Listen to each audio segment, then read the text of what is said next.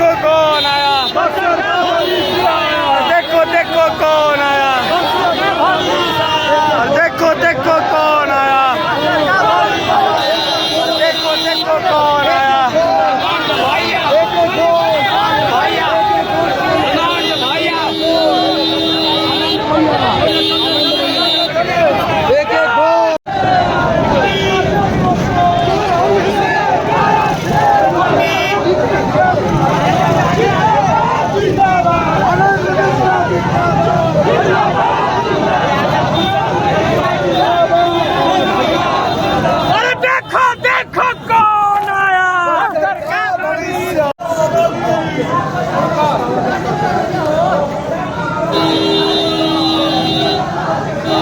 Round गाड़ी है का भैया? गाड़ी में बैठ लो, बैठो गाड़ी में।